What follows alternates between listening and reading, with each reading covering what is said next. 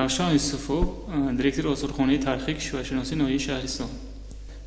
ноҳияи Шаҳристон ноҳияи тарихи кӯҳан дошта аз даврҳои қадим ҳамчун тарихи ҳисоб мешавад. яъне худи калимаи Шаҳристон ин маркази шаҳр аст. яъне дар Бухорои ҳам шаҳристон доранд, дар Самарқанд ҳам шаҳристон доранд. яъне шаҳристони ноҳияи Шаҳристон ин маркази шаҳр аст. яъне дар гузашта Шаҳристон бо номи давлати Уструшана маълум аст. пойтахти он шаҳри Бунҷикати қадима мебошад. яъне Бунҷикат дар асрҳои 6-9 милодӣ ҳамчун шаҳр мавҷуд буд. дар байни ҳамин асрҳо тараққӣ карда буд, яъне бо номи давлати Уструшана. яъне ин давлат дар давоми зиёда аз 500 сол ҳукмронӣ кардааст. яъне шоҳигариҳои худро дошт. бо номи Афшинҳо маълум аст. дар таърих бо номи Афшинҳо маълум аст. Афшинҳо яъне шоҳони ҳамун давраи давлати Уструшана, яъне ҳамин лақаб ки бояд гуфтагӯ мекарданд. яъне шоҳ бояд Афшин. худи Бунҷикат дар гузашта, яъне дар асрҳои 6-9 милодӣ ҳамчун маркази шаҳр, яке аз шаҳрҳои қадимаи Осиёи марказӣ ба ҳисоб меравад, ба номи ба монанди шаҳри Панҷикенти имрӯза, Самарқанд, Бухорои имрӯза буд. худи ҳамин шаҳри Бунҷикат яъне аз 3 қалъа мавҷуд буд. дар шаҳри Бунҷикат асосан яъне маркази шаҳр қалъаҳои қаҳқаи 1, 2, 3 буда.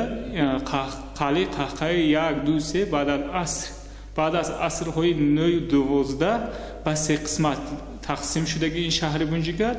яъне қалъаи қаҳқаи 1 Шаҳристон, қалъаи қаҳқаи 2 Кӯҳандис ва қалъаи қаҳқаи 3 Работ, яъне ҷои аҳоли зисти аҳолӣ. яъне ҳамин қалъаи аз номи мо гуфтем ки қалъаи қаҳқаи Шаҳристон гуфтем. ҳамин имрӯзаи ноҳияи Шаҳристон аз ҳамун қалъаи марказаш гирифта шудааст. яъне худи 3 қалъаи қаҳқаи шаҳри Бунҷикат яъне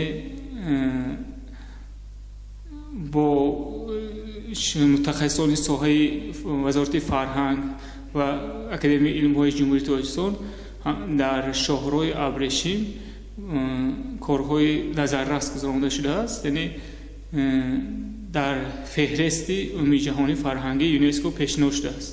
қалъаҳои қаҳқаи 1-2-3 шаҳри Бунҷикати қадима.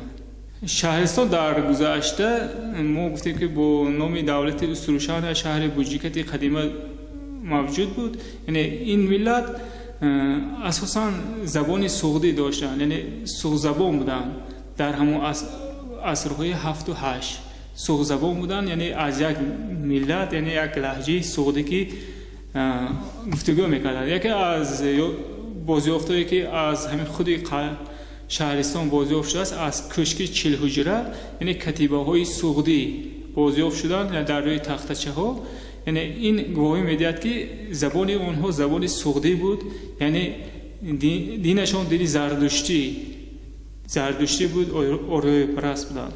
шаҳре ки дар гузашта мавҷуд буд, қавмҳои суғзабон мавҷуд буданд.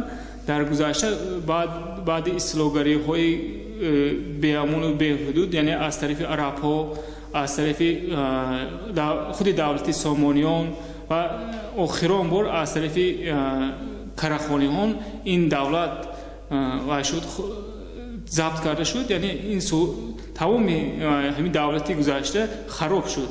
баъдан дар мобайни асрҳои аз асри 12 то асрҳои 14 дар ин ҳудуд ягон нафар зиндагӣ накарданд. яъне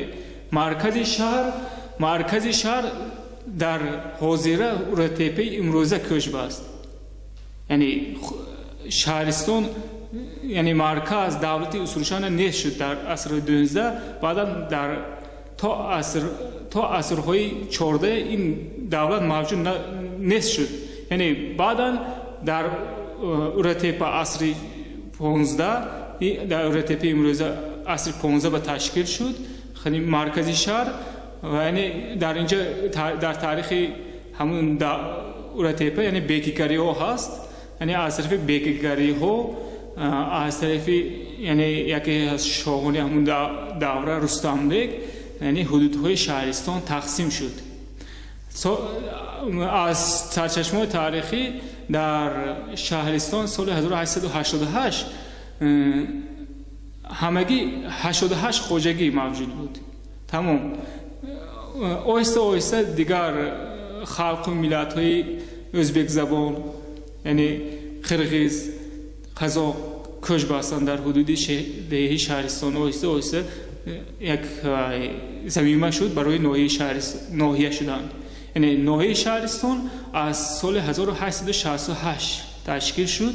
بعدا سالهای 1958 برهم داده شده است و بعدا در مابین یکی از گروه هایی که پیدا شد، یعنی گروهی تشبسکار میگن در بین خلق ناحیه شهرستان، یعنی از طرف گروهی تشبسکار ناحیه شهرستان امروزه سال 1990 29 آگوست یعنی تشکیل شد ناحیه امروزه این شهرستان.